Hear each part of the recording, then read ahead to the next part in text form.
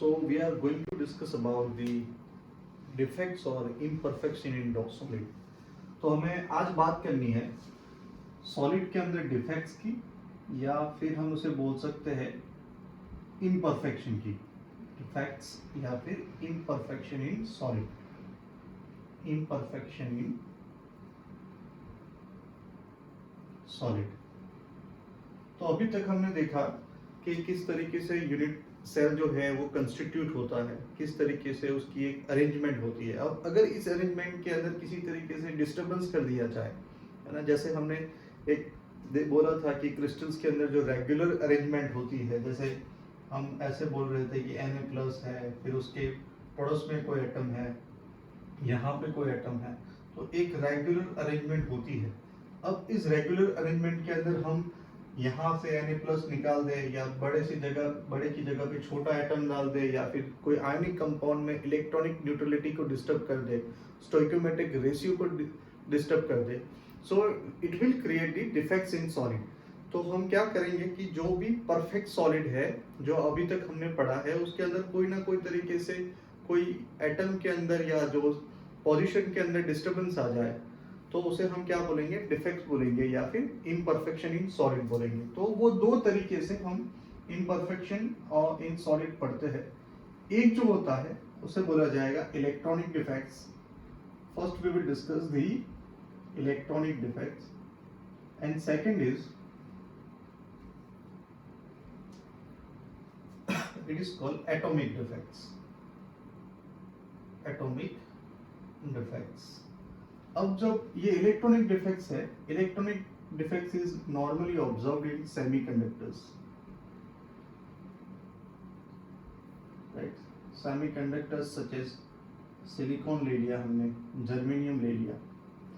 अब ये जो सेमीकंडक्टर्स है, वो सेमीकंडक्टर्स उसके अंदर किस प्रकार की इम्प्योरिटी है, उस इम्प्योरिटी के ऊपर से दो प्रकार के होते हैं। एक होता है एन टाइप सेमीकंडक्टर, और दूसरा जो होता है it is P type semiconductor. N type semiconductor क्या होता है कि जब सिलिकॉन बेस्ड सेमीकंडक्टर के अंदर कोई हम इलेक्ट्रॉन रिच इम्प्योरिटीज को डॉप्ट कर दे, इलेक्ट्रॉन रिच इम्प्योरिटीज को डाल दे, so it create the N type of semiconductor. Electron rich impurities से क्या मतलब है कि इसके अंदर हम नाइट्रोजन ग्रुप 15 की, है ना, तो इसके अंदर हम कोई ग्रुप 15 का एलिमेंट ऐड कर दे। Group 15 element is added. तो अगर हम कोई ग्रुप 15 का एलिमेंट ऐड कर दे, जैसे कि नाइट्रोजन हो गया, फास्फोरस हो गया, आर्सेनिक हो गया, तो यहाँ पे जो इलेक्ट्रॉन चार्ज का कैरियर जो होता है, वो कैरियर कौन होता है, वो कैरियर होता है इलेक्ट्रॉन। जबकि पी टाइप जो सेमीकंडक्टर है उसके अंदर हम ग्रुप 13 का कोई एलिमेंट जब ऐड करते, group 13 element is added. Group 13 element से क्या मतलब है, जैसे बोरॉन हो गया, आर्सेनिक हो गया, हमारा गैलियम हो गया, बोरॉन, एल्यूमिनियम, गैलियम। तो वो जो यहाँ पे इलेक्ट्रॉन चार्ज का जो कैरियर होता है, चार्ज कैरियर यानी जो इलेक्ट्रिसिटी कंडक्ट करता है, वो करता है होल्स। अब इन दोनों से क्या मतलब है, थोड़ा समझते हैं इसको। सो फॉर एग्जांपल कि मैं पहले N type junction, N type semiconductor की बात करता हूँ, और सिलिकॉन के अंदर, तो सिलिकॉन के पास इस तरीके से 4 इलेक्ट्रॉन होते हैं उसकी वैलेंसी के अंदर, एक यहाँ पे इस तरीके से 4। अब दूसरा जब सिलिकॉन है वो इसी तरीके से यहाँ पे सेरिंग से बॉन्ड बनाता है, तो यहाँ पे भी 2 इलेक्ट्रॉन होंगे। इसी तरीके से यहाँ पे भी अगर सिलिकॉन है तो 2 इलेक्ट्रॉन हो जाएंगे, यहाँ पे भी सिलिकॉन है तो 2 इलेक्ट्रॉन हो जाएंगे। यानी एक इसका खुद का और दूसरा है वो पड़ोस वाले सिलिकॉन का, इस तरीके से। तो यहाँ पे हर जगह पे हम इस तरीके से सिलिकॉन के आजू बाजू में इलेक्ट्रॉन देखेंगे। अब अगर हम इसमें क्या करें, इम्प्योरिटी को डॉप्ट कर रहे हैं, इम्प्योरिटी को ऐड कर रहे हैं। कैसे इम्प्योरिटी को, इलेक्ट्रॉन रिच इम्प्योरिटी, है ना, इलेक्ट्रॉन रिच इम्प्योरिटी। उसका क्या मतलब हुआ, देखो यहाँ पे हर सिलिकॉन के आसपास में कितने इलेक्ट्रॉन है, 4 इलेक्ट्रॉन है। अब हमने ग्रुप 15 का कोई एलिमेंट ऐड कर दिया, से फॉर एग्जांपल हमने फॉस्फोरस ऐड कर दिया जिसकी वैलेंस शेल में 5 इलेक्ट्रॉन होंगे। तो यहाँ पे जब 5 इलेक्ट्रॉन ऐड करेंगे, 5 इलेक्ट्रॉन वाला कोई एटम, तो क्या होगा कि एक तो सिलिकॉन का खुद का था, एक आया फॉस्फोरस का यहाँ पे, इसी तरीके से एक इस सिलिकॉन का था, ये फॉस्फोरस का आया, यहाँ पे एक सिलिकॉन का था, एक फॉस्फोरस का है, यहाँ पे सिलिकॉन का था, एक फॉस्फोरस का आया। लेकिन इस फॉस्फोरस के पास कितने इलेक्ट्रॉन है वैलेंस शेल के अंदर? 5 इलेक्ट्रॉन है ना। मैं इसको थोड़े अलग कलर से दिखा देता हूँ, 1 2 3 और ये 4 है ना। और पांचवा एक एक्स्ट्रा इलेक्ट्रॉन आया। अब इस एक्स्ट्रा इलेक्ट्रॉन के मूवमेंट के कारण, वो जो चार्ज कैरी करता है उसके कारण, है ना, इलेक्ट्रिक जो फ्लो जनरेट होता है इस कंडक्टर के अंदर, this is due to the doping of group 15 element, है ना। तो ये जो डोपिंग है, it is one kind of impurities in whole silicon crystal, ठीक है। उसे क्या बोलते हैं? N type semiconductor. तो अगर सिलिकॉन के अंदर हम किसी इलेक्ट्रॉन रिच एटम को ऐड करते हैं तो उसे बोला जाता है एन टाइप ऑफ सेमीकंडक्टर। अब दूसरा देखते हैं पी टाइप ऑफ सेमीकंडक्टर का क्या मतलब हुआ। तो पी टाइप ऑफ सेमीकंडक्टर का क्या मतलब हुआ? अब क्या हो गया केस कि इसके पास उसकी वैलेंस शेल के अंदर कितने इलेक्ट्रॉन है? 3 ही इलेक्ट्रॉन है, मतलब एक इलेक्ट्रॉन कम है। तो अगर यहाँ पे सिलिकॉन का देखें तो देखो इस तरीके से दो इलेक्ट्रॉन हो गए, एक इस इलेक्ट्रॉन इस सिलिकॉन का और दूसरे उसके पड़ोस वाले का, है ना। एक जैसे इसका हो गया तो एक इसका हो गया, एक इसका हो गया तो ये एक ऊपर वाले का हो गया, ये इसका हो गया तो एक नीचे वाले का हो गया, इस तरीके से। तो यहाँ पे हम इस सिलिकॉन की अरेंजमेंट ऐसे दिखाए। अब से फॉर एग्जांपल हमने इसके अंदर किसको डॉप किया है कि बोरॉन को डॉप कर दिया, जो कि एक इलेक्ट्रॉन डेफिशिएंट एटम है। तो बोरॉन के पास अपने 3 इलेक्ट्रॉन इस तरीके से आ गए, है ना। 3 इलेक्ट्रॉन मैंने इस तरीके से दिखवाया। तो यहाँ पे क्या होगा कि ये सिलिकॉन का एटम ये नीचे वाले सिलिकॉन का आएगा, यहाँ जो उसके पड़ोस वाला सिलिकॉन है इसका आएगा, ये यहाँ पे इसका आएगा। लेकिन बोरॉन के पास यहाँ पे कोई इलेक्ट्रॉन नहीं है, तो यहाँ पे होल यानी छिद्र जनरेट होता है ना, वो यहाँ पे इलेक्ट्रॉन कंडक्टिविटी को कैरी करता है। So that is called a P type semiconductor. तो पी टाइप सेमीकंडक्टर का क्या मतलब हुआ? When electron deficient element is added और doped in silicon, that is called the P type semiconductor. तो यहाँ पे सिलिकॉन के अंदर, पूरे सिलिकॉन के क्रिस्टल के अंदर हमने इम्प्योरिटी क्या डाली है? बोरॉन की या फिर ग्रुप 13 की। और यहाँ पे क्या डाली है हमने? सिलिकॉन के क्रिस्टल के अंदर फॉस्फोरस की या ग्रुप 15 की impurities. So that is called defects due to the electronic environment और electronic defects. Now let us discuss the atomic defects. अब एटॉमिक डिफेक्ट्स का क्या मतलब होता है? वो 2 तरह की होती है। एक जो है उसे बोला जाता है लाइन डिफेक्ट्स। लाइन डिफेक्ट्स का क्या मतलब होता है? When whole array of atom is dislocated। अब जैसे ये पूरा एक एरे है एटम का, है ना। अब पूरा एक एरे ऑफ एटम डिसलोकेट कर लिया जाए, यानी इसको पूरा खिसका दिया जाए, है ना। इस तरीके से ये पहले रेगुलर अरेंजमेंट थी, अब हमने उसको पूरा खिसका के ऐसे कर दिया, है ना। तो ये इस तरीके से जो उसकी रेगुलर अरेंजमेंट के अंदर पूरा जो एक लाइन है एटम का, उसको डिसलोकेट करने से जो डिफेक्ट्स जनरेट होता है, that is called the line defects. Second is point defects. Second is point defects. उसका क्या मतलब होता है? When an atom is dislocated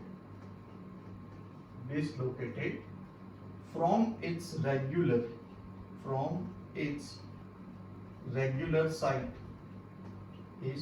site is called point defects। तो हम यहाँ पे पूरे एटम की एरे को डिसलोकेट नहीं करते, बल्कि कोई पर्टिकुलर एटम को डिसलोकेट करते हैं। अब देखते हैं पॉइंट डिफेक्ट्स को हम डिटेल के अंदर।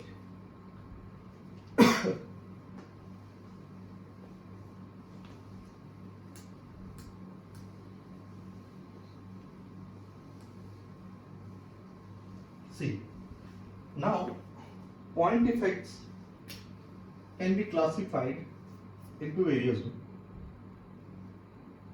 Point defects. अब पॉइंट डिफेक्ट्स को हम तीन तरीके से देखेंगे यहाँ पे. First is stoichiometric defects.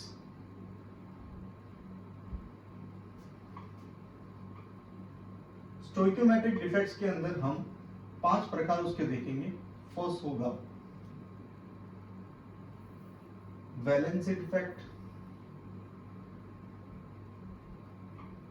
Second is interstitial defect.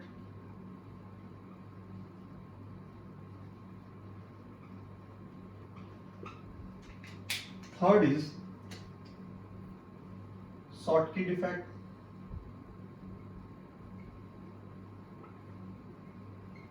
And fourth is Frankel defect. तो ये 4 हम देखेंगे स्टोइक्योमेट्रिक डिफेक्ट्स के अंदर. दूसरा जो होता है पॉइंट डिफेक्ट्स के अंदर, that is called impurity defect. Impurity defect. और तीसरा जो होता है वो होता है नॉन स्टोइक्योमेट्रिक डिफेक्ट. तीसरा जो होता है वो होता है non स्टोइक्योमेट्रिक defect.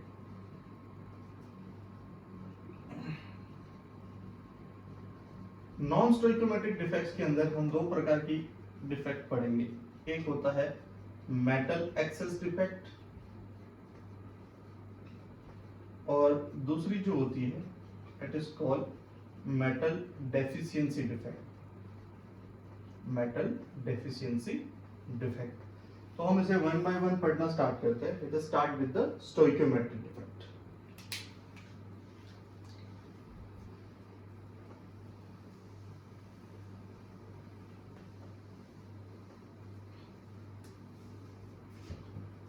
So let us start with the stoichiometric defect.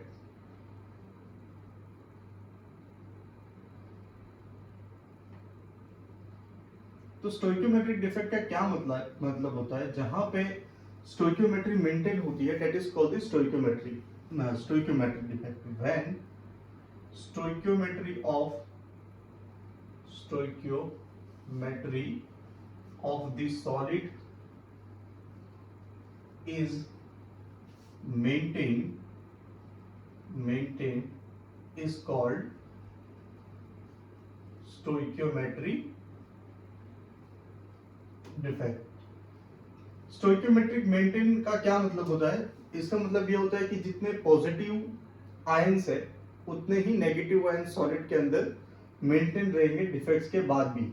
जैसे से फॉर एग्जांपल हमारे पास कोई ए एक्स और बी वाई अमाउंट में पॉजिटिव और नेगेटिव आयंस थे, है ना, और कोई डिफेक्ट के कारण ना at the end of the defects that जो इसका जो भी चार्ज है ना, वो charge it will be maintain. यानी कि जो पहले उसकी स्टोइक्योमेट्री थी, स्टोइक्योमेट्री बाद में भी मेंटेन रहेगी.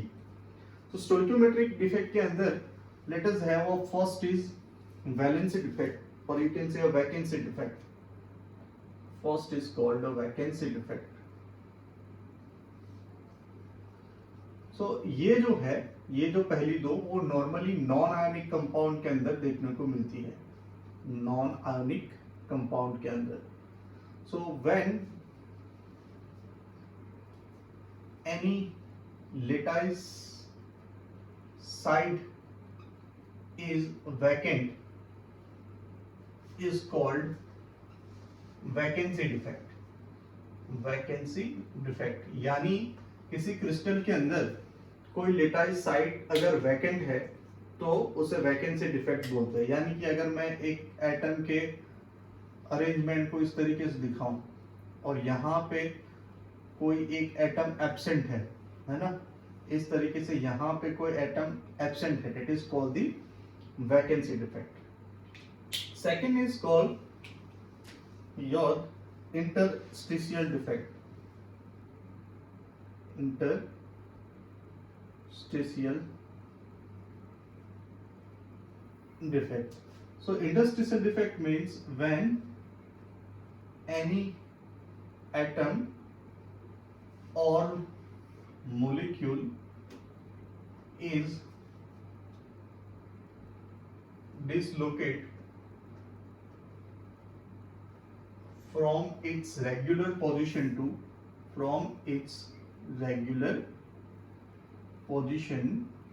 to interstitial site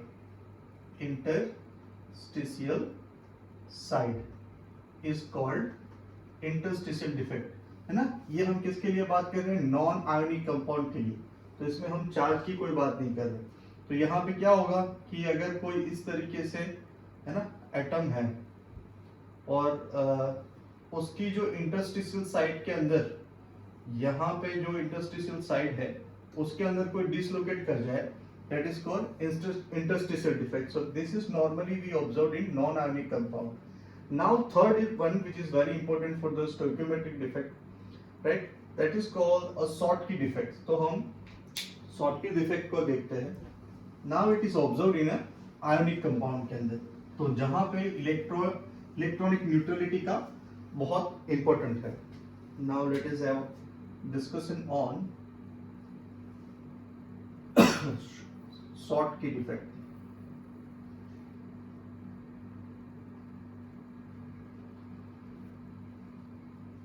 Schottky defect, अब Schottky defects में क्या होता है ना? तो when both the cation and anion are missing in stoichiometric ratio, है ना। क्योंकि हम यहाँ पे कौन सी डिफेक्ट पढ़ रहे हैं? हम स्टोइकियोमेट्रिक डिफेक्ट्स।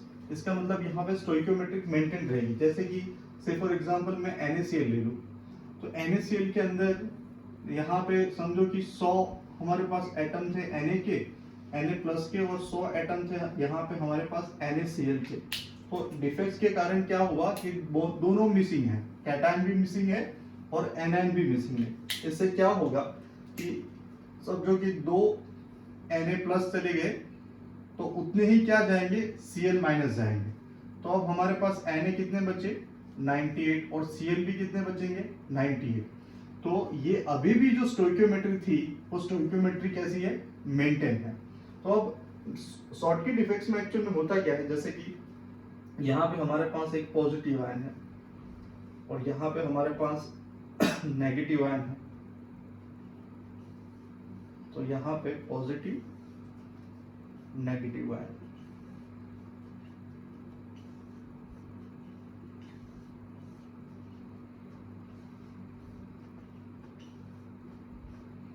यहाँ पे चार्ज का जो डिस्ट्रीब्यूशन है इंटर आयनिक अट्रैक्शन के लिए, तो पॉजिटिव और नेगेटिव पास पास में रहेंगे। पॉजिटिव के पास में पॉजिटिव नहीं बनाना है।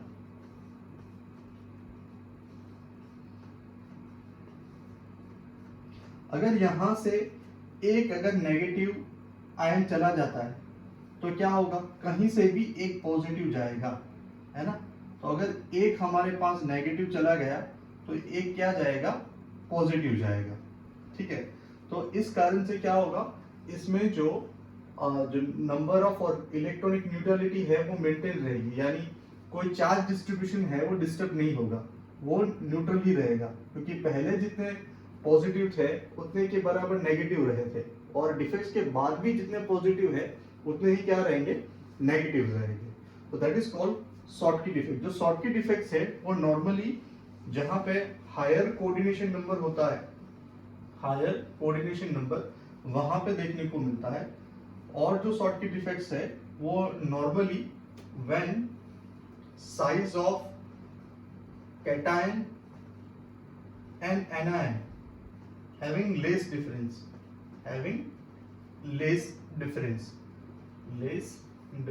तो जहां पे पॉजिटिव और कैटायन, पॉजिटिव और नेगेटिव आयन की साइज में डिफरेंस कम होता है और हायर कोऑर्डिनेशन नंबर होता है, उस जगह पे नॉर्मली शॉर्टकी डिफेक्ट्स हमें देखने को मिलती है। जैसे उसका एग्जांपल है, हमें शॉर्टकी डिफेक्ट नॉर्मली NaCl और KCl के क्रिस्टल्स के अंदर देखने को मिलेगी।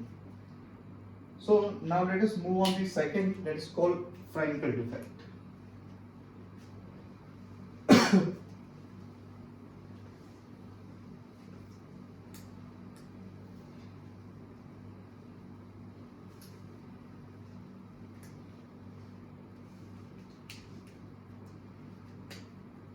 Second, that is fourth one actually, for stoichiometric defects, Frankel defects.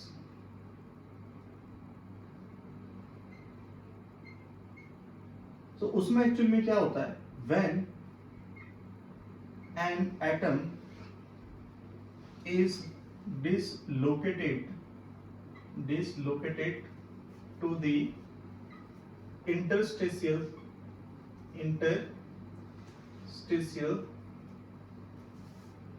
side is called Frankel defect.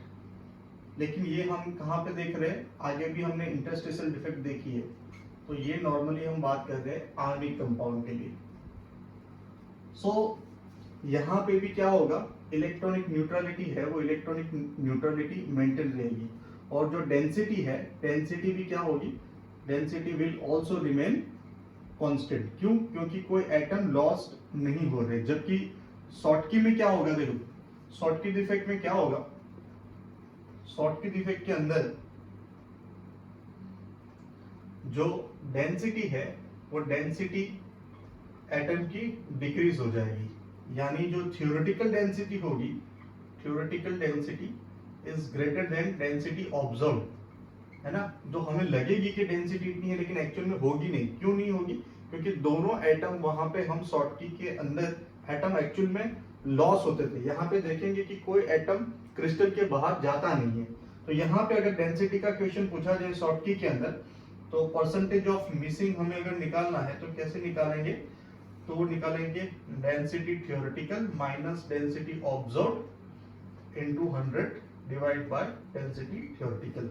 अब यहाँ पे डेंसिटी विल रिमेन कांस्टेंट. क्यों? क्योंकि कोई एटम बाहर नहीं जाता. एक्चुअल में उसमें होता क्या है कि समझो ये हमारा एक पॉजिटिव आयन है, एक नेगेटिव आयन है, इस तरीके से पॉजिटिव है, नेगेटिव आयन है, पॉजिटिव नेगेटिव, पॉजिटिव नेगेटिव,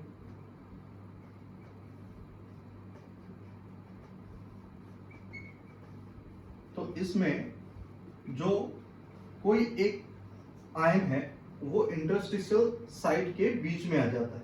तो ऐसा नॉर्मली कब होगा, जब उसमें साइज का डिफरेंस होगा. जबकि शॉर्टकी में क्या देखा था कि एक्चुअल में साइज का डिफरेंस इतना ज्यादा नहीं होता है. तो यहाँ पे एक जो आयन या एटम है वो बड़ा है, दूसरा आयन या एटम है वो छोटा है. तो छोटा वाला एटम है वो अपनी जगह से खिसक के जो इंटरस्टिशियल साइड है, बीच में जगह है, वहां पे मूव कर जाता है ना. तो यहाँ पे कोई चार्ज न्यूट्रलिटी का भी कोई केस नहीं होगा, क्योंकि जो भी जितने भी पॉजिटिव पहले थे उतने ही रहने वाले हैं. एटम बाहर नहीं जाते हैं, तो डेंसिटी भी कैसी रहने वाली है, कांस्टेंट रहने वाली है. तो ये एक्चुअल में कहाँ पे देखने को मिलता है, जहाँ पे चार जो एटम साइज का डिफरेंस बहुत ज्यादा होता है. से फॉर एग्जांपल है ना, ये कैल्शियम फ्लोराइड, जहाँ पे कैल्शियम है वो एक लार्ज एटम है, और जो ये फ्लोरीन है वो स्मॉल एटम है. तो इसमें फ्रैंकल डिफेक्ट देखने को मिलेगा. से फॉर एग्जांपल AgCl, AgCl के अंदर जो Ag+ है वो एक स्मॉल एटम है, जबकि Cl है वो एक लार्ज एटम है. तो स्मॉल एटम जो होता है वो क्या होता है कि ये बीच वाली जगह होती है ना. जब हम यूनिट सेल को अरेंज कर रहे थे तो कहीं ना कहीं वॉइड्स देखते थे, तो ये वॉइड्स के अंदर फंस जाते हैं. तो that is called a Frenkel defects. ऐसे ही ये देखने को मिलता है AgBr के अंदर. Now let us move on to the next defect, that is your impurity defects.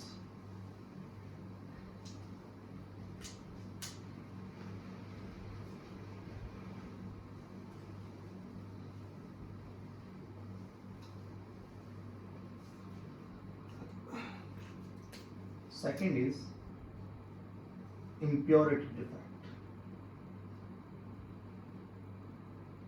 Impurity defect क्या होती है, जब कोई हम सॉल्ट को मोल्ड करते हैं, मेल्ट करते हैं. अब मोल्टन सॉल्ट के अंदर अगर कोई दूसरा सॉल्ट मिक्स्ड हो जाता है, तो वो जो आयन है वो आयन की जगह लेते हैं, that is called the impurity effect. से फॉर एग्जांपल कि अगर मैं यहाँ पे Na+ और NaCl का कोई मोल्टन सॉल्ट था, तो उसमें Na+Cl- होगा, Na+Cl- होगा, है ना, Cl-, Na+,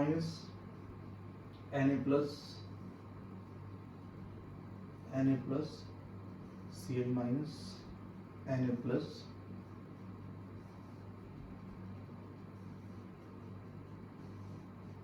अब यहाँ पे अगर Na+ के साथ यानी कि NaCl के साथ SrCl2 की इम्प्योरिटी आ जाती है, तो SrCl2 के अंदर Sr के ऊपर +2 चार्ज होता है और 2 Cl-, इस तरीके से Sr+2 की इम्प्योरिटी अगर यहाँ पे आ जाती है तो Sr जो है वो जगह ले लेते हैं Na+ की, है ना।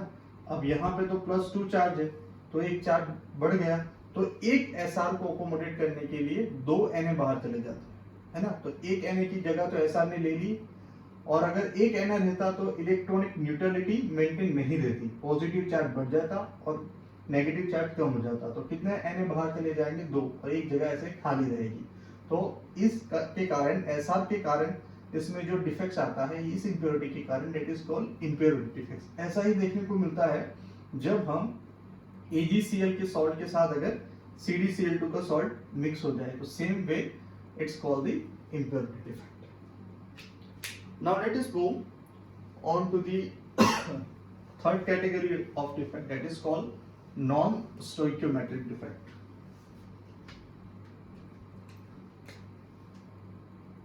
Third one is non-stoichiometric defect.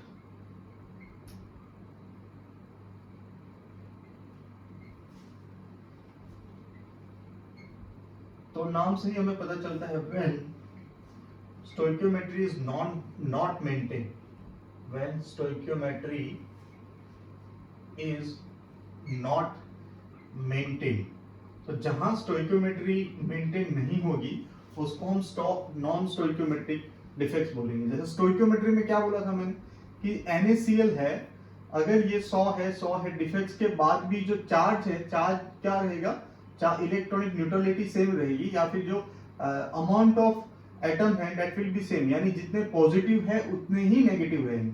यानी अगर 98 पॉजिटिव है तो Cl भी कितने रहेंगे, 90 रहेंगे। लेकिन अब इसमें क्या होगा, से फॉर एग्जांपल मैं FeO ले लूं, तो FeO समझो पहले 100 थे, ये कि इसका एग्जांपल था स्टोइकियोमेट्री का, स्टोइकियोमेट्री। अब मैं किसकी बात कर रहा हूँ, नॉन स्टोइकियोमेट्री में, तो amount of ion will not remain same. तो अब इस कोई डिफेक्ट के कारण क्या हो जाएगा, समझो कि Fe हो गया 0.98, यानी 100 में से कितने 2 चले गए, और अभी भी ऑक्सीजन कितने हैं, 100 है, तो यहाँ पे अभी स्टोइकियोमेट्री मेंटेन नहीं है। तो इस तरीके के डिफेक्ट को क्या बोलेंगे हम, नॉन स्टोइकियोमेट्री डिफेक्ट। तो नॉन स्टोइकियोमेट्री डिफेक्ट के अंदर हमें 2 प्रकार की डिफेक्ट्स देखती हैं। First is called metal access defect, first is called metal excess defects, or you can say cation excess defect। तो इसके अंदर होगा क्या कि नेगेटिव चार्ज के चले जाने से जो अमाउंट ऑफ मेटल है, अमाउंट ऑफ मेटल बढ़ जाएगी, that is why it is called the metal access defect. से फॉर एग्जांपल यहाँ मेरे पास जिंक ऑक्साइड है, और जिंक ऑक्साइड में से कुछ ऑक्सीजन अगर बाहर निकल जाए तो जिंक, जो अमाउंट ऑफ जिंक है उसमें, है ना, X जितनी अमाउंट बढ़ जाएगी as compare to the oxygen, क्योंकि ऑक्सीजन कुछ कम हो गए हैं। तो यहाँ पर जैसे यू कैन से कि we have 100 zinc and 100 oxygen, but now some part of the oxygen is remove, कुछ ऑक्सीजन चले गए हैं, तो यहाँ पे ऑक्सीजन है 98 और हमारे पास जिंक कितना है, 100, करेक्ट। चलिए, अब एक्चुअल में होता क्या है इसके अंदर कि ऑक्सीजन चले जाने के कारण इलेक्ट्रॉनिक न्यूट्रलिटी मेंटेन करने के लिए जो इलेक्ट्रॉन है, इलेक्ट्रॉन जो ऑक्सीजन जाने के बाद जगह बच जाती है उसमें ट्रैप कर लिए जाते हैं, है ना। टू मेंटेन इलेक्ट्रॉनिक न्यूट्रलिटी,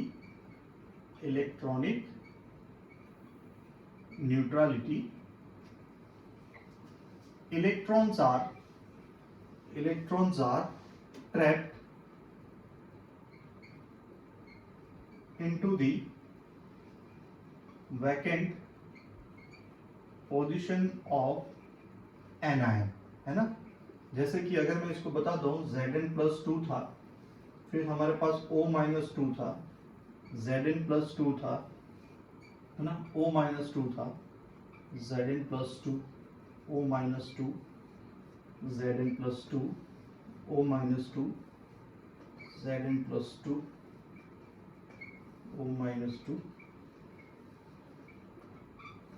अब इसमें क्या होगा कि मेटल एक्सेस डिफेक्ट के कारण क्या होगा, ये नेगेटिव चार्ज चला गया, ऑक्सीजन यहां से चला गया, है ना। अब ऑक्सीजन चले जाने के कारण क्या होगा, पॉजिटिव चार्ज तो बढ़ गया, जो मेटल का अमाउंट है एज ऑक्सीजन के कंपेयर में बढ़ा, that is why it is metal access. लेकिन नेगेटिव चार्ज जाने के कारण पॉजिटिव चार्ज तो बढ़ गया। अब हमें क्या करना है, इलेक्ट्रॉनिक न्यूट्रलिटी को मेंटेन करना है। अब इलेक्ट्रॉनिक न्यूट्रलिटी को मेंटेन करने के लिए क्या होगा कि जो इलेक्ट्रॉन है, इलेक्ट्रॉन को यहाँ पे ऑक्सीजन की खाली जगह पे वो ट्रैप हो जाएंगे। अब ये जो ट्रैप हो जाता है इलेक्ट्रॉन इस सेंटर के ऊपर, उसे बोला जाता है एप सेंटर, उसे बोला जाता है एप सेंटर। और एप सेंटर के कारण जो कंपाउंड है वो कलरफुल दिखते हैं, एप सेंटर के कारण, है ना, due to F centre compounds looks colourful. तो कुछ क्रिस्टल है वो इसके कारण, इस डिफेक्ट के कारण कलरफुल दिखती है। अब जैसे से फॉर एग्जांपल जिंक में क्या होता है कि जिंक ऑक्साइड अगर कोल्ड है ना, नॉर्मल कंडीशन में, तो वो वाइट कलर का होता है।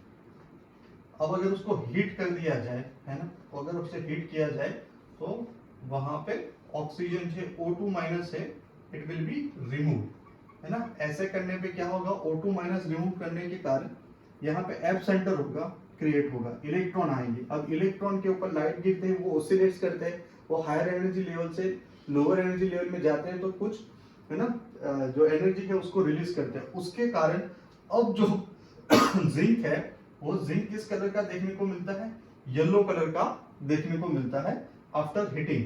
वो किस के कारण होता है, वो होता है एप सेंटर के कारण। ठीक है, चलो अब हम आगे बढ़ते हैं, that is a metal deficiency defect के ऊपर।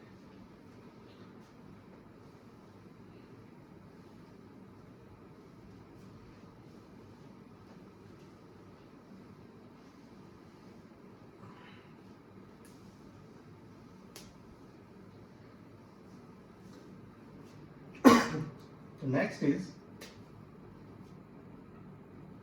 Metal deficiency defect.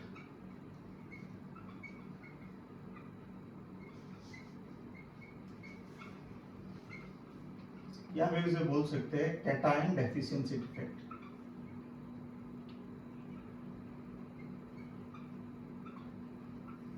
सो इसमें क्या होगा कि मेटल जो है वो मेटल मिस हो जाती है या फिर वो रिमूव हो जाती है क्रिस्टल के अंदर, जिस कारण से मेटल डेफिशिएंसी डिफेक्ट क्रिएट होती है।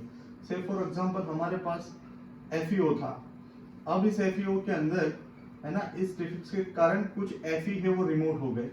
सो Fe यहाँ पे 100 था, ऑक्सीजन भी अब ये भी यहाँ पे 100 है। अब हमारे पास Fe बचा 93 एज कम्पेयर टू ऑक्सीजन। तो Fe के एटम कितने हैं, 93 है, ऑक्सीजन के एटम कितने हैं, ज्यादा है। तो ये मेटल कम होने के कारण ये अब क्या हो जाती है, मेटल डेफिशिएंसी डिफेक्ट। अब मेटल डेफिशिएंसी डिफेक्ट के अंदर इलेक्ट्रॉनिक न्यूट्रलिटी या फिर जो चार्ज है वो मेंटेन करने के लिए जो मेटल की ऑक्सीडेशन स्टेट है वो कुछ हायर ऑक्सीडेशन स्टेट में चली जाती है। तो यहाँ पे to maintain electronic neutrality, electronic neutrality, metal convert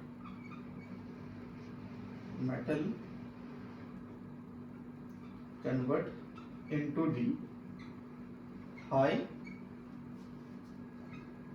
oxidation state।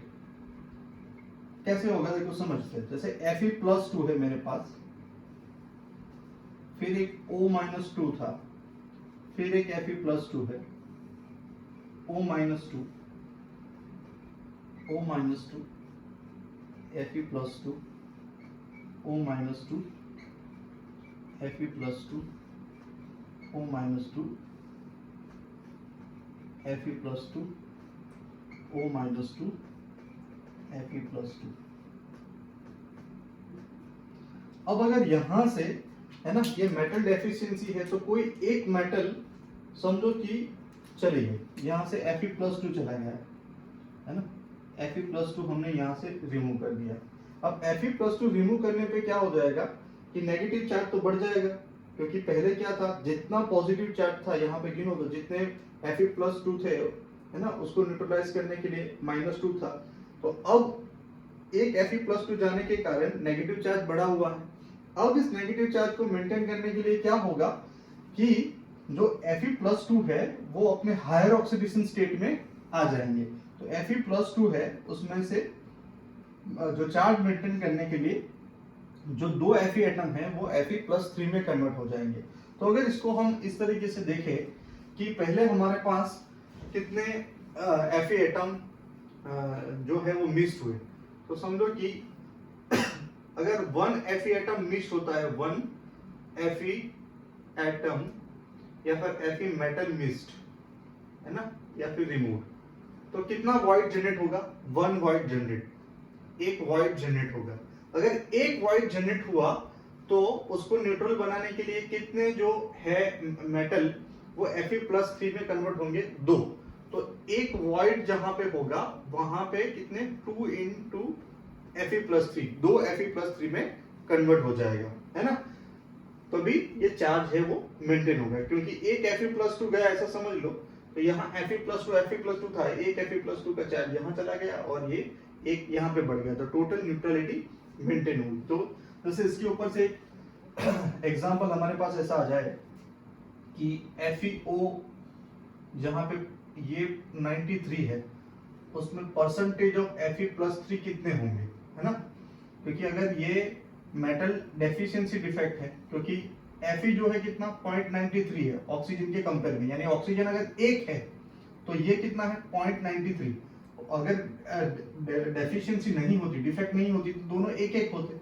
अभी Fe कितना है 0.93 है ना, अगर 0.93 है तो जो इलेक्ट्रॉनिक न्यूट्रलिटी मेंटेन करने के लिए कोई ना कोई जो यहाँ पे Fe पे कितना चार्ज है -2, ऑक्सीजन पे कितना है -2 है ना, तो Fe तो कम है ऑक्सीजन के कंपेयर में, तो इसमें कोई ना कोई चार्ज मेंटेन करने के लिए Fe प्लस 2 है वो किस में कन्वर्ट हुए होंगे, Fe प्लस 3 में कन्वर्ट हुए होंगे। तो यहाँ पे पूछा है कि इसमें Fe प्लस 3 कितने होंगे है ना, तो जैसे देखते हैं कि यहाँ पे क्या होगा कि हमारे पास ऑक्सीजन है ना, O-2 कितने हैं 100 है, वैसे ही हमारे पास यहाँ पे Fe प्लस 2 कितने होंगे 93 है ना, तो ये 93 है तो कितने वॉइड्स बने, यानी कितने कम है ना, तो यहाँ पे हम देखें इसके कंपैरिजन में 7 कम है ना, तो 7 Fe is missing, 7 Fe is missing, तो 7 Fe मिसिंग है तो वॉइड भी कितने होंगे, यहाँ पे देखा ना 1 Fe मिसिंग होगा तो वॉइड कितना होगा 1 वॉइड, तो 7 अगर मिसिंग है तो वॉइड कितने होंगे 7 वॉइड होंगे। अगर 7 वॉइड है ना, अगर 7 वॉइड है तो Fe प्लस 3 कितना होगा, एक वॉइड है तो 2 इंटू Fe प्लस 3 होगा, तो यहाँ पे 2 इंटू जितने 2 इंटू Fe प्लस 2 जितने Fe प्लस 3 हो जाएंगे, तो 2 इंटू 7 तो Fe प्लस 3 कितने हो जाएंगे 14, कितने हो जाएंगे 14। तो अब हमें पूछा है कि कितना Fe प्लस 3 होगा, तो 93 अगर एटम मतलब 100 एटम गिने है ना, अगर इसमें 93 के अंदर हमारे पास कितने 14 जो है 93 में से 14 हमारे Fe प्लस 3 होंगे, बाकी की क्या होगा Fe प्लस 2 होगा। तो अगर परसेंटेज निकालना है तो 14 डिवाइड बाय 93 इंटू 100, तो ये अगर निकालेंगे तो 15 पॉइंट सम ऐसा कुछ आएगा परसेंटेज, इतने क्या होंगे Fe प्लस 3 होंगे। अब इसको हम ऐसे भी देख सकते हैं कि चार्ज न्यूट्रलिटी के ऊपर से भी सॉल्व कर सकते हैं, जैसे यहाँ पे हमारे पास FeO हो गया, ये 0.93 है। और तो यहाँ पे ये होगा कि होना कितना चाहिए था 100, यानी जो ऑक्सीजन है वो -2 चार्ज रखता है। अब Fe+2 है यहाँ पे, वो कितना है 0.93, और ये यहाँ पे हमने 100 गिन लिया, तो टोटल माइनस चार्ज कितना हुआ 200 होगा, क्योंकि ये 100 ऑक्सीजन एटम है और एक के ऊपर -2 चार्ज है, तो 200 हुआ। यहाँ पे अगर 200 हो जाता तो ये टोटल इलेक्ट्रॉनिकली न्यूट्रल हो जाता, लेकिन यहाँ पे तो हमारे पास कितने हैं 93 है, तो वो कितना है 186 जैसा होगा, तो ये न्यूट्रल नहीं होगा। तो न्यूट्रल कब होगा कि इसमें कुछ तो Fe+3 होंगे और कुछ क्या होगा Fe+3 और कुछ क्या होगा Fe+2। तो हमारे पास अगर हम ऐसा मान ले कि न्यूट्रल करने के लिए 200 बनाने के लिए यहाँ पे 200 तो बनते होंगे, तभी तो चार्ज न्यूट्रल होता है ना। तो x अमाउंट ऑफ Fe+3 है, तो Fe+2 कितने हो जाएंगे 93 माइनस x जितने, क्योंकि इसी में से तो Fe+3 बनते हैं चार्ज को न्यूट्रल करने के लिए। हमने क्या देखा था कि Fe+2 था, O-2 था, Fe+2 था। जो Fe+2 चला जाता है ना, जैसे कि 7 चले गए है ना, यहाँ से 7 ऐसे चले गए, तो बाकी के जितने बचे होंगे उसमें से ही क्या होगा Fe+2 का Fe+3 कन्वर्ट होगा। तो 7 चले जाने के बाद 93 बचे हैं, उसमें से कुछ किस में कन्वर्ट हो जाएंगे Fe+3 में, कितने हुए वो हमें नहीं पता है, हमने क्या बोल दिया x। तो 93 में से x है Fe3 में +3 में कन्वर्ट हो गए, तो बाकी Fe+2 कितने बचे होंगे 93 माइनस x। अब टोटल चार्ज कितना होना चाहिए 200 होना चाहिए। Fe+3 कितना चार्ज कैरी करता है 3, तो यानी 3x है ना, जो भी यहाँ पे अमाउंट होगा हम 3 से मल्टीप्लाई कर दे तो इतना चार्ज किससे द्वारा दिया जाएगा Fe+3 के द्वारा दिया जाएगा। 3x प्लस Fe+2, ये कितना हो गया 93 माइनस x, टोटल कितना होना चाहिए 200 के बराबर। इसका सॉल्यूशन निकालते हम, तो x की अमाउंट है, x की अमाउंट आती है 14, तो अगेन 14 Fe+3 बने, क्योंकि x तो Fe+3 के लिए माना है हमने 93 इंटू 100, तो ये आंसर हमारा 15 पॉइंट कुछ आता है, that is amount of Fe+3 in your FeO crystal है ना, तो इतना Fe+3 होगा। ऐसे ही अगर दूसरा एग्जांपल देखें SNO के लिए,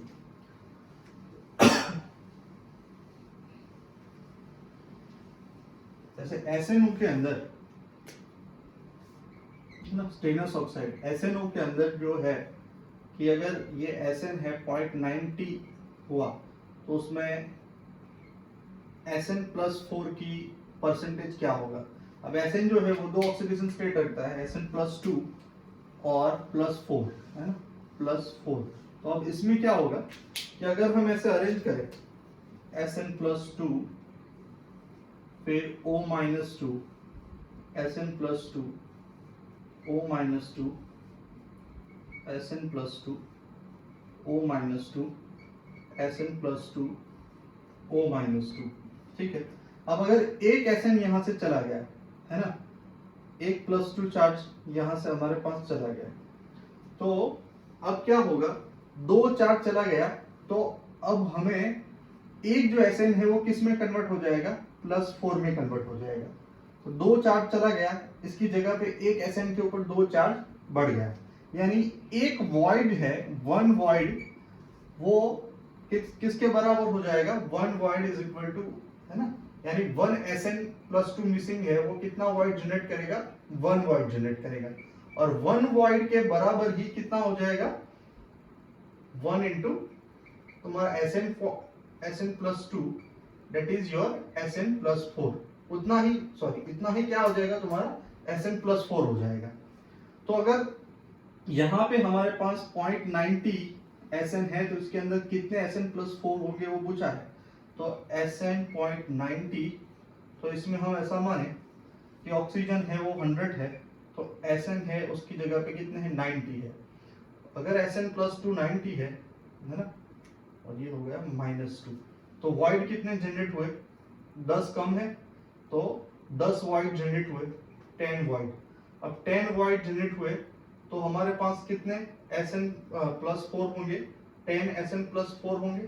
तो कितना परसेंटेज निकालना है उसका, तो 10 divide by 90 into 100, so whatever amount will come 11 point something आएगी, that is your percentage of Sn+4। चलिए आगे बढ़ते हैं हम मैग्नेटिक प्रॉपर्टीज के ऊपर। तो जो सॉलिड या क्रिस्टल्स है they also exhibit some magnetic properties. तो इलेक्ट्रॉनिक के मूवमेंट के कारण है ना, we are now discussing magnetic properties.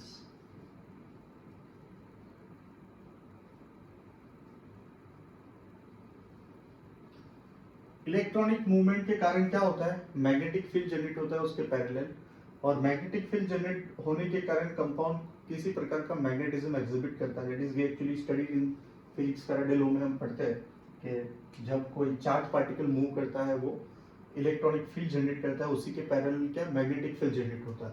अब उसके ऊपर से हम उसको वेरियस कैटेगरी के अंदर देखते हैं। जैसे पहला जो होता है वो है पैरामैग्नेटिक कंपाउंड, पैरामैग्नेटिक सॉलिड या पैरामैग्नेटिक कंपाउंड देखते हैं। तो उसमें क्या होगा, when an unpaired electron is present, when an unpaired electron is present, then compound is called to be paramagnetic, compound is called to be paramagnetic, है ना। जब कोई अनपेड इलेक्ट्रॉन प्रेजेंट होता है तब उस कंपाउंड को क्या बोलते हैं, पैरामैग्नेटिक कंपाउंड बोलते हैं। अब पैरामैग्नेटिक कंपाउंड को जब हम मैग्नेटिक फील्ड के अंदर रखते हैं दैट शोज मैग्नेटिज्म, तो वो मैग्नेटिज्म शो करता है जब पैरामैग्नेटिक कंपाउंड को हम मैग्नेटिक फील्ड के अंदर रखते हैं। लेकिन जैसे ही मैग्नेटिक फील्ड से बाहर निकालते हैं तो वो अपनी मैग्नेटिक प्रॉपर्टीज को लूज कर देता है। So it shows the magnetism, it shows the magnetism under magnetic field, right। अगर मैग्नेटिक फील्ड को हम रिमूव करते हैं तो it lose it magnetism. After removing अथवा when removing magnetic field, it loses magnetism। तो जब तक मैग्नेटिक फील्ड हमने अप्लाई कर रखा है तब तक वो कंपाउंड मैग्नेटिज्म शो करेगा, और जैसे ही मैग्नेटिक फील्ड को हटा लिया तो वो कंपाउंड अपनी जो मैग्नेटिज्म है वो लॉस कर देगा। तो अब वो पैरामैग्नेटिक कंपाउंड कब बनेगा, जब उसके पास अनपेड इलेक्ट्रॉन होंगे। तो उसके एग्जांपल है जैसे O2+ हो गया, जैसे O2 हो गया, N2+ हो गया, है ना। तो एक्चुअल में उसे हम एमोटिट थ्योरी के ऊपर से डिराइव कर सकते हैं कि उसके अंदर कितने अनपेड इलेक्ट्रॉन है। Second is diamagnetic compound. So diamagnetic compound किसे बोलते हैं,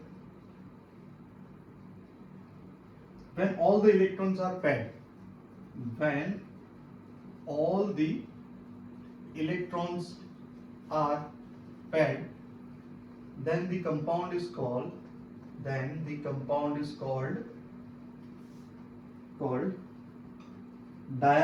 compound। जब सारे के सारे इलेक्ट्रॉन जब पैड होते हैं, है ना, हम जैसे इलेक्ट्रॉनिक अरेंजमेंट दिखाते हैं ऐसे, अगर सारे के सारे इलेक्ट्रॉन पैड होंगे तो उसे क्या बोलेंगे, डायमैग्नेटिक कंपाउंड। और अगर इस तरीके से कोई एक या दो, है ना, ऐसे अनपेड इलेक्ट्रॉन रह जाएंगे तो उसे हम बोलेंगे paramagnetic compound.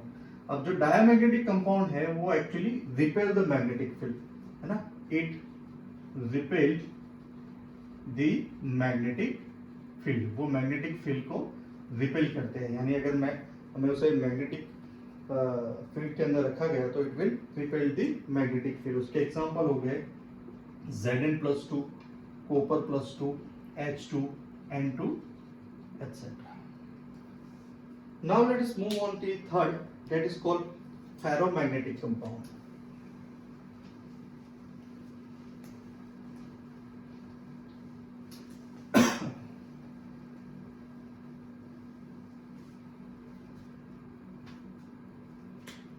Third is ferromagnetic compound. Ferromagnetic compound. Ferromagnetic compound में क्या होता है? If all the domains का मतलब होता है magnetic field. If all the domains are aligned and parallel to each other, then this compound is called,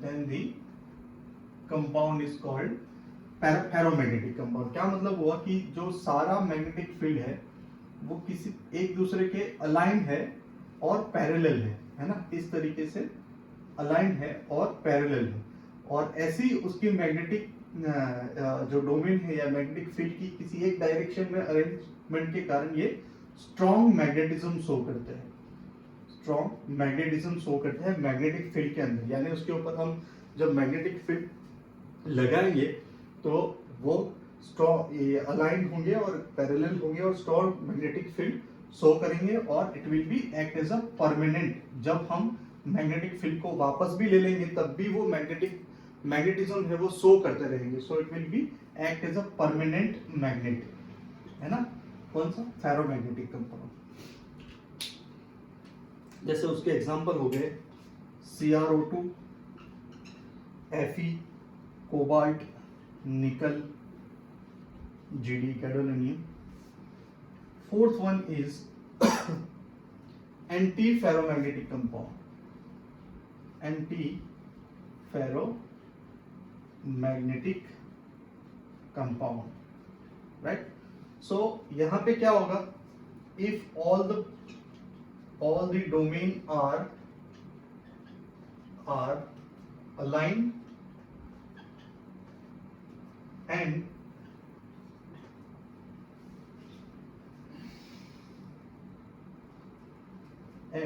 parallel and anti-parallel to each other, so that magnetic field will be zero. Net magnetic field will be zero. यानी क्या होगा कि जितने जैसे है ना, एक electron है और उसकी स्पिन इस तरीके की है, दूसरा उसको कैंसिल आउट करेगा. इस तरीके की है तो दूसरा एंटी पैरेलल होगा, है ना. एक इसको ऐसे पैरेलल है तो दूसरा एंटी पैरेलल होगा. तो नेट जो मैग्नेटिक मोमेंट है वो क्या हो जाएगा? जीरो. तो ये किसी भी प्रकार का मैग्नेटिज्म शो नहीं करेगा. सो उसका एग्जांपल जैसे हो गया MnO. Let us see the last one, that is your ferrimagnetism.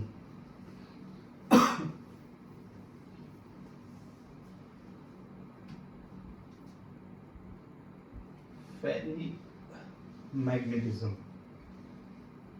यहाँ पे भी क्या होगा? all the domain are aligned and parallel and anti-parallel